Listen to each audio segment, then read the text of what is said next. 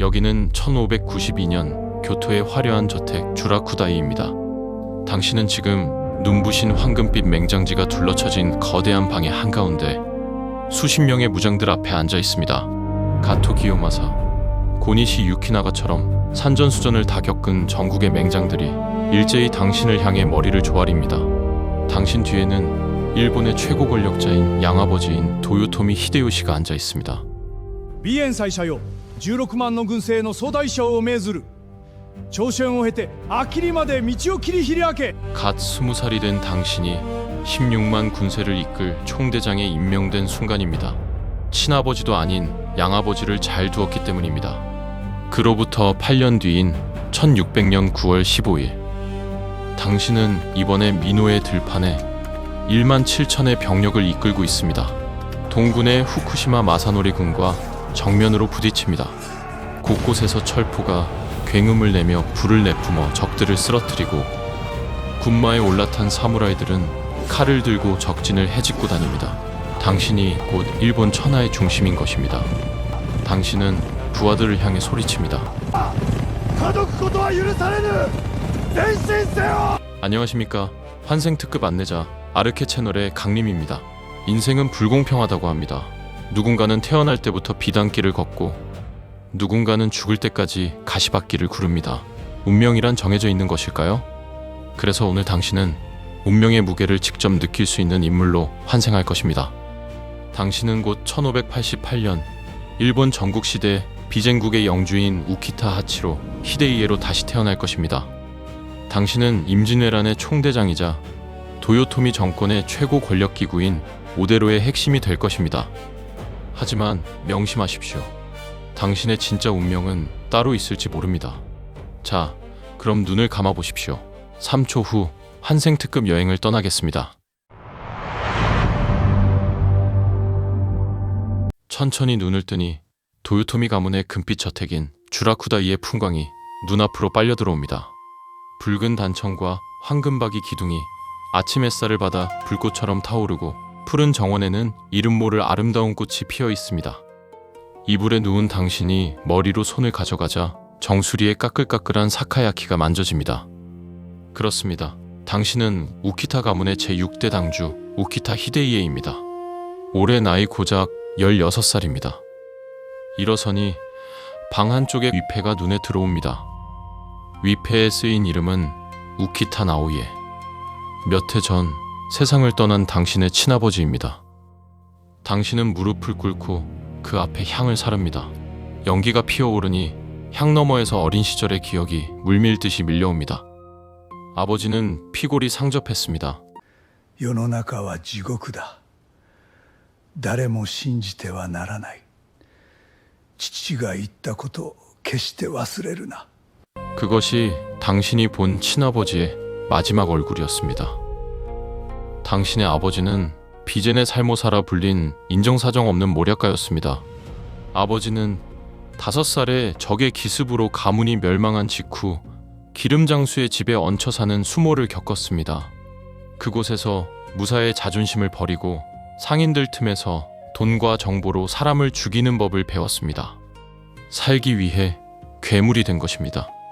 장인인 나카야마 노부마사를 위해 잔치를 벌인 뒤 주저없이 암살해 영지를 빼앗았고, 친딸을 암살 대상에게 시집 보내 인척관계를 맺은 후 상대가 방심한 틈을 타 몰살하기도 했습니다. 그런 행동은 당신이 사는 전국시대 사람들한테도 충격적이었습니다.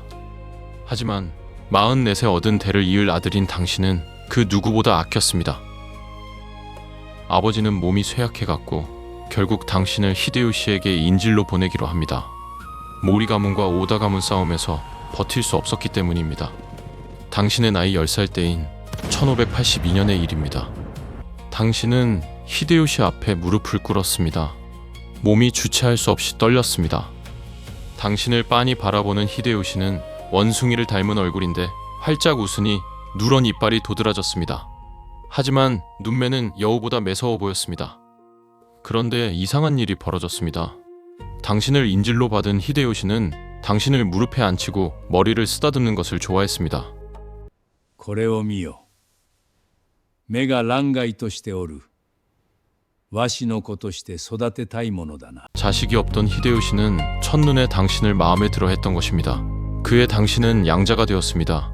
도무지 이해가 안 가실 것입니다. 일본 전국시대의 양자 제도는 조선의 문화와는 달랐습니다. 혈통보다 가문의 존속이 최우선이었습니다. 그래서 능력 없는 친자보다는 유능한 양자한테 가문을 물려주는 것을 순리로 여겼습니다. 히데요시도 그랬습니다. 그는 권력을 공고히 하고자 무려 8명에 달하는 양자를 두었습니다. 당신은 물론 조카인 도요토미 히데스구, 도쿠가와 이에야스의 친아들인 유키 히데야스, 그리고 히데요시의 정실인 네네의 조카인 고바야카와 히데아키가 대표적입니다.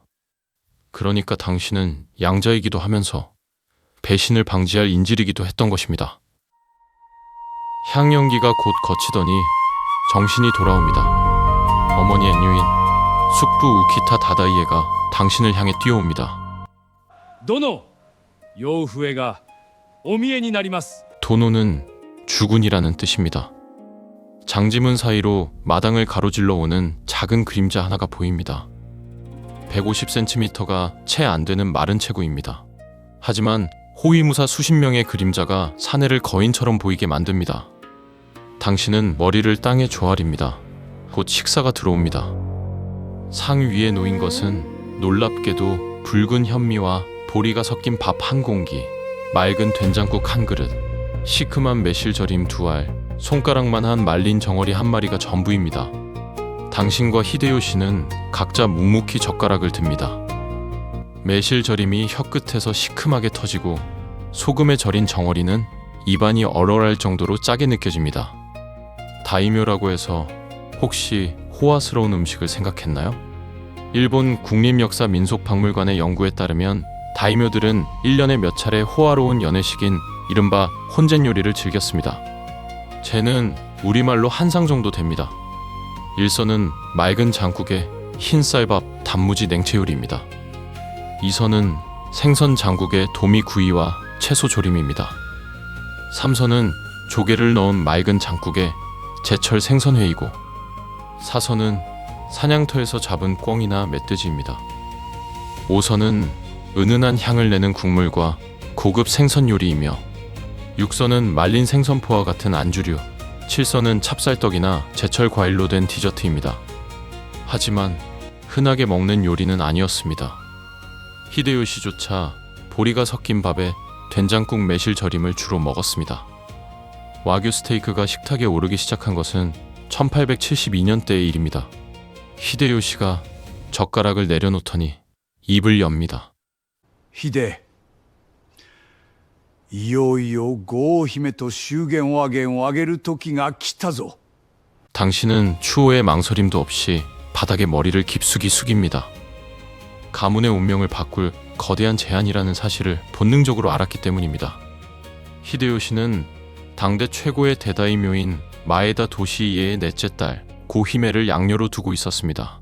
그는 그를 친딸 이상으로 아끼고 총애했습니다.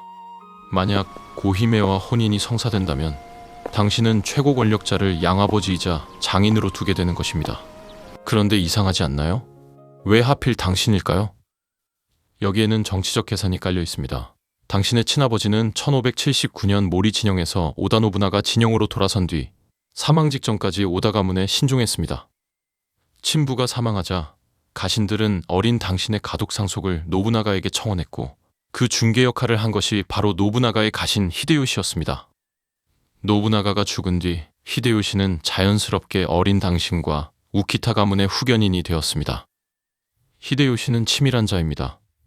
그는 당신네 가문의 영지 57만 석을 몰수하는 대신 당신이 그대로 소유할 수 있도록 이른바 영지 안도라는 파격적인 은혜를 베풀었습니다. 그리고선 당신을 자신의 양자로 삼아 오사카로 데려왔습니다. 당신만 잡아두면 그 영지는 자기 것이니까요. 그러나 히데요시는 당신이 마음에 들었습니다. 다른 양아들은 나이도 많을 뿐더러 동맹을 위해 잠시 맡아둔 인질에 가까웠습니다. 하지만 당신은 돌아갈 친부도 기댈 가문도 없는 고아입니다. 그는 당신의 그 결핍을 정확히 꿰뚫어 보고 있습니다. 4년이 흐른 1592년 3월 교토 주라쿠다이 다다미 위에 무릎을 꿇고 있는 당신의 다리가 눈에 들어옵니다. 단 위에는 히데요시가 앉아 있습니다. 좌우로는 고개를 숙인 다이묘들이 눈에 들어옵니다. 왼쪽에 있는 가토 기요마사는 창을 들면 호랑이도 잡는다는 31살의 맹장이고, 오른쪽에 있는 고니시 유키나가는 약재상 아들로 다이묘가 된 천주교 신자입니다. 히데요시가 황금 부채를 펼치더니 외칩니다. 美遠斎社よ、16万の軍勢の総大将を命ずる。朝鮮を経てあきりまで道を切り開け。 다이묘들이 일제히 당신을 바라봅니다. 당신은 전쟁 경험이 전혀 없는 고작 20살 청년이기 때문입니다. 방을 나서는 길에 기요마사가 어깨를 스치고 지나가면서 이렇게 말합니다. これほど青二才を一体なぜ。 당신도 이해가 가지 않습니다. 왜 이런 중책을 맡겼을까요? 몇 가지 이유가 있습니다. 먼저 당신의 영지는 석고가 57만 4천석에 달합니다. 도쿠가와 이에야스가 255만 석, 모리 데루모토가 120만 석이었습니다. 당신은 일본에서 영지가 5번째로 컸습니다. 보통 1만 석당 병사 300명을 징발할 수 있으니 당연히 당신 영지에서 동원해야 할 인원이 많았던 것입니다. 두 번째는 균형추가 필요했습니다.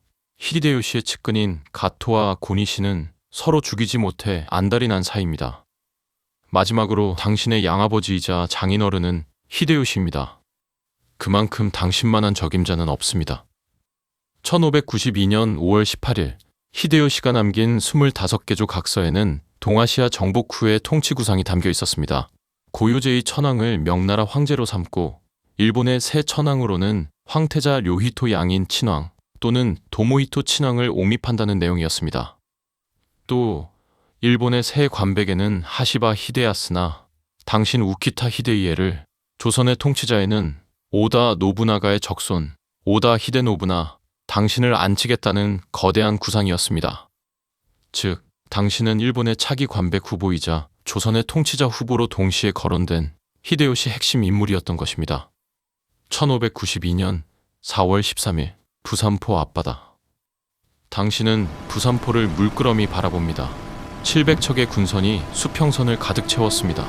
당신이 이끄는 왜군은 곧 부산에 상륙했고 다음날 동래성을 함락시켰습니다.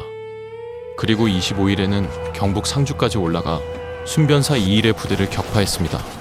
파죽지세입니다. 3일 뒤인 28일에는 충주 탕금대에서 도순변사 신립이 이끄는 8,000기병을 괴멸시켰습니다.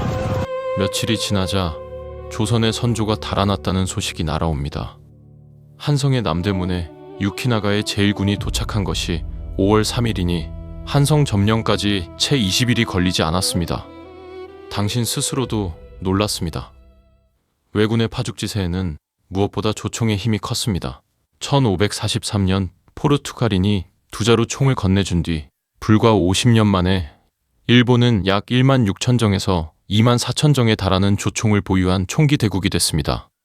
또 왜군 병사들은 미숫가루, 말린 된장, 말린 매실, 말린 정어리를 허리춤에 휴대하고 다녔습니다.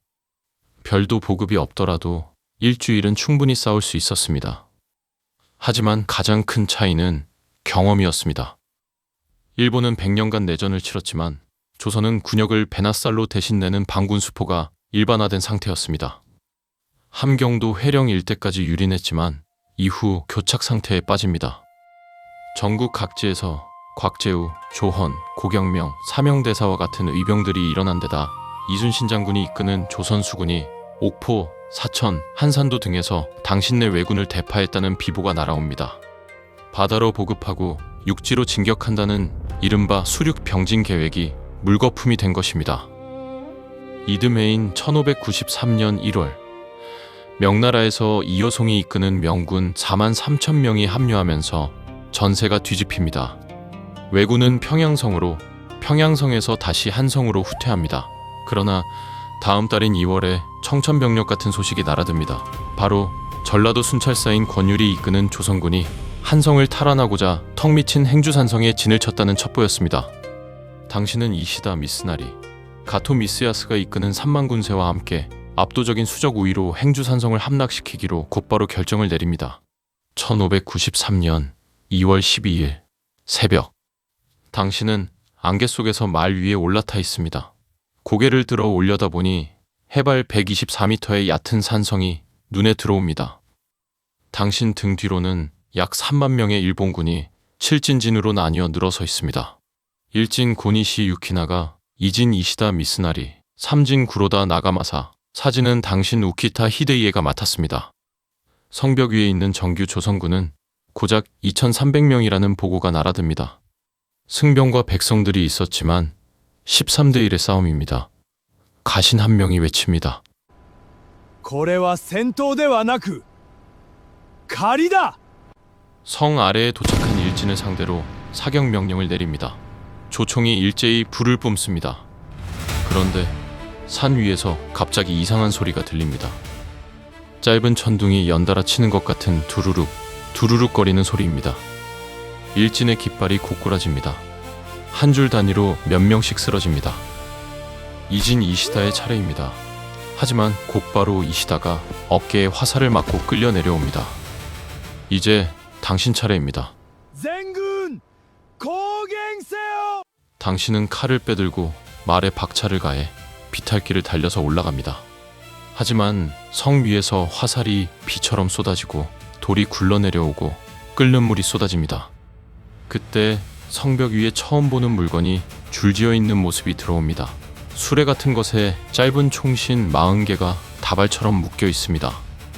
한 조선군이 심지에 불을 대니 한꺼번에 40발의 총알이 발사됩니다. 말을 탄 장수들이 하나둘 쓰러집니다. 팡하는 소리와 함께 왼쪽 어깨에 큰 충격이 느껴집니다. 당신은 시야가 흔들리더니 말 위에서 떨어집니다. 한성으로 후송됐습니다. 이후 반나절 만에 당신네 1만 군세가 이곳에서 쓰러졌다고 합니다. 어찌된 일일까요? 행주대첩의 주역은 권율 장군입니다. 하지만 변희중이 개량해 제작한 화차의 위력도 큰 기여를 했습니다. 변희중은 총 300대의 화차를 제작한 것으로 전해지는데 그 가운데 약 40대가 행주산성에 투입된 것으로 알려져 있습니다. 화차는 사실 고려 말부터 존재한 기물입니다. 하지만 변희중이 개량한 화차는 차원이 달랐습니다. 수레 위에 승자 총통 49를 다발로 묶고 심지를 하나로 연결해 한 번에 40발을 발사하게 했습니다. 사정거리는 200보에 달했습니다. 화차 40대를 일제 사격하면 단 한 번에 1600발의 탄환을 일본군 머리 위로 쏟아부을 수 있었습니다. 5년이 흐른 1598년 10월, 당신은 다시 부산 앞바다를 떠나 일본으로 향하는 군선 위에 서 있습니다. 당신도 모르게 눈물이 흐릅니다. 올해 8월, 당신의 양아버지인 히데요시가 만 61세의 나이로 사망했기 때문입니다. 당신은 서둘러 가고 싶었지만 전선에 남은 왜군들을 수습해 바다를 건너라는 명을 받아 시간이 걸렸습니다. 히데요시는 숨을 거두기 전 자신의 아들인 히데요리를 부탁했습니다. 그러면서 국정을 운영할 최고 유력 다이묘인 오데로를 임명했습니다. 당신도 그 가운데 한 명입니다. 히데요시가 지명한 오데로는 도쿠가와 이에야스, 마에다 도시이에, 모리데르모토, 우에스기 가게카스, 그리고 당신 우키타 히데이에입니다. 특히 이에야스는 영지 석고가 256만 석에 달하고 전국 시대를 통째로 살아온 백전노장입니다. 하지만 당신은 영지도 57만 석에 불과하고 나이는 고작 만 26세입니다. 양아버지 히데요시는 57이라는 아주 늦은 나이에 얻은 귀한 늦둥이 아들 히데요리의 보호자로 당신을 염두에 둔 것입니다. 하지만 힘의 균형은 서서히 이에야스로 기울어가고 있었습니다. 오대로 4명의 석고를 합쳐야 간신히 이에야스에게 버금갔습니다. 1600년 정권에 균열이 갔습니다. 히데요시는 관료체제를 총괄하는 5명의 핵심 행정관인 오봉행을 지명하고 사망했는데 실제로는 두뇌역을 맡은 미스나리가 권력을 휘둘렀습니다. 그는 석고가 불과 19만 석에 그쳤지만 미스나리 없는 도요토미 정부는 상상조차 힘들었습니다. 이에야스는 꾀를 냈습니다. 그해 봄 도요토미 가문의 충신이자 동쪽의 강자인 우에스기가 성을 보수하자 이를 정권에 대한 반역이라며 크게 문제 삼은 것입니다. 두 진영 간 논란이 끊이지 않았고 이에야스가 반란을 진압해야 한다는 명분을 구실로 군을 이끌고 오사카 성에서 사라졌습니다. 미스나리는 서둘러 오데로를 호출합니다. 밀실에는 팽팽한 긴장감이 감돕니다. 어둠 속에서 미스나리는 당신의 앞에 한 장의 두꺼운 서한을 내밀어 보입니다. 서한에는 이에야스의 죄목 13가지가 빼곡하게 적혀 있습니다.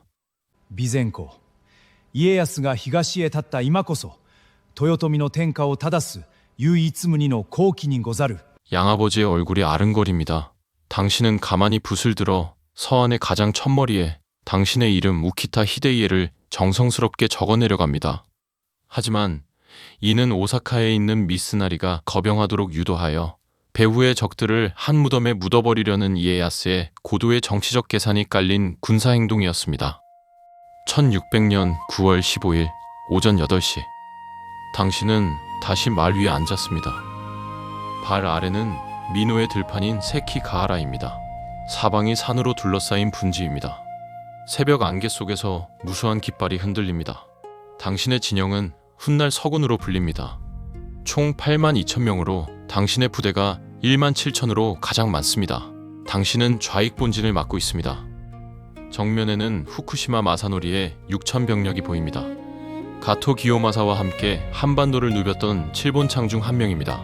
하지만 그는 도쿠가와 편입니다. 당신은 칼을 뽑아듭니다. 당신의 부대가 일제히 전진합니다. 후쿠시마의 병사와 정면 충돌합니다. 조총이 일제히 불을 뿜습니다. 안개 속에서 깃발이 쓰러지고 사람이 쓰러지고 말이 쓰러집니다. 당신은 끝없이 밀고 들어갑니다.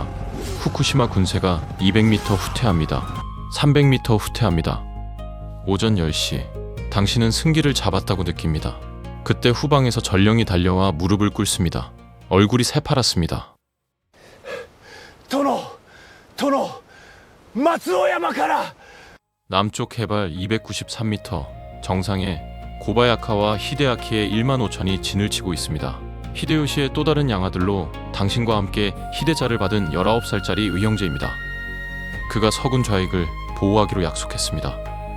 15,000의 군세가 산을 타고 내려옵니다. 하지만 그들의 칼날이 향한 곳은 동군이 아닙니다. 당신의 옆구리입니다. 당신이 소리칩니다. 小早川に集め 고바야카와가 신호를 올리자 서군 우익의 와키자카 야스하루가 칼끝을 돌립니다. 이어 오가와 스케타다, 아카자 나오야스, 구스키 모토스나 네 부대가 동시에 배신합니다. 서군의 진영이 일순간에 종이 찢어지듯 갈라집니다. 오후 2시 전투는 끝이 납니다. 6시간 만에 천하의 운명이 결정된 것입니다. 당신은 부하의 도움으로 해발 1377m 이부키산으로 가까스로 도망쳤습니다. 낮에는 집더미 속에 숨어있고 밤에만 밖으로 나왔습니다. 식사는 보리밥 한 줌, 매실 한 알, 물 한 사발이 전부입니다. 그렇게 죽음보다 더한 40일간의 은신 끝에 수백 킬로미터를 걸어 서군 동맹이었던 사스마의 시마즈 가문으로 다시 도망쳐 숨었습니다. 이름을 바꾸고 3년간 이곳에서 숨어 지냅니다. 1603년 가을 시마즈의 당주가 당신을 찾아와 속마음을 털어놓습니다. 備前公申し訳ござらん。我が家臣と領民の命が十津川の刃を前に風前の灯火にござる。 양아버지의 원수인 이에야스에게 고개를 숙여야 한다는 치욕감과 자신을 숨겨준 은인들의 가문을 파멸로 몰고 갈 수 없다는 죄책감 사이에서 당신은 주먹을 움켜쥐고 눈물을 흘립니다. 1606년 4월 당신은 자수를 선택했습니다. 하지만 이에야스는 당신을 죽이지 않았습니다. 그의 자비 때문이 아닙니다. 당신의 부인이자 히데요시의 양녀인 고히메의 청원 때문입니다. 그녀의 친정인 마에다 가문이 압력을 넣었습니다. 히데이에를 죽이면 가만히 있지 않겠다. 메시지를 이에야스에게 전달한 것입니다. 대신 당신은 히데타카, 히데스구 두 아들과 함께 유배길에 오릅니다. 행선지는 도쿄에서 남쪽으로 290km 떨어진 태평양에 있는 하치조 섬. 한 번 가면 다시는 돌아오지 못하는 섬입니다. 배는 서서히 섬에 다가갑니다. 이제 당신은 현생에서 벗어나 다시 미래로 떠나야 할 때입니다. 천천히 눈을 뜨십시오. 우키타 히데이에는 그 후 어떻게 됐을까요? 35인 히데이에는 57만 4천석을 지닌 일본의 대표 영주에서 한순간에 몰락했습니다. 그는 두 아들과 섬에 직접 집을 짓고 보리를 심었습니다. 명아주를 캐서 국을 끓여 먹었습니다.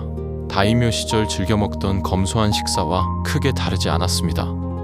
하지만 히데이에는 천추의 한을 품고 남은 여생을 보냅니다. 1616년 이에야스가 죽고 도쿠가와 2대 쇼군인 히데타다가 사면령을 내렸습니다. 히데이에를 본토로 돌려보내고 10만 석의 영지를 다시 주겠다는 후한 약속입니다. 하지만 히데이에는 이를 단칼에 거절합니다.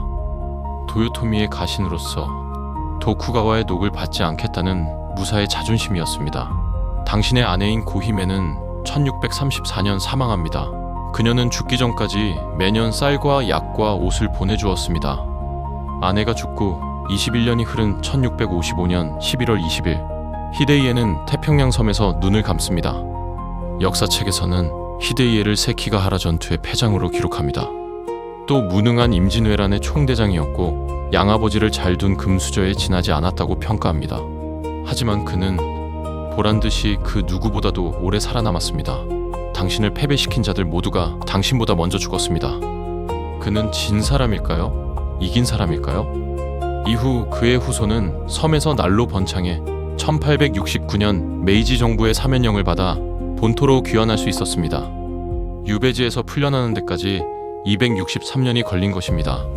지금도 하치조 섬 서쪽 해안에는 두 개의 석상이 서쪽 바다를 바라보고 있습니다. 우키타 히데이에와 고히메, 50년을 떨어져 살았던 부부가 죽어서야 같은 자리에서 같은 바다를 바라보고 있습니다. 다음 환생 체험지는 어디일까요? 당신은 세계대전의 병사일 수 있고, 아니면 유라시아 대륙을 누비는 전사일 수도 있고, 우주인으로 자유롭게 우주 유영을 할 수도 있습니다. 가장 뜨거운 관심을 받은 곳으로 당신을 안내하겠습니다. 구독과 알림 설정을 눌러두시면 시공간을 넘나드는 다음 환생의 문을 가장 먼저 열어보실 수 있습니다. 영상이 좋으셨다면 영상 밑에 있는 하이프 버튼을 꼭 눌러주세요. 제작에 큰 힘이 됩니다. 저는 환생 특급의 영원 안내자 아르케 채널의 강림이었습니다.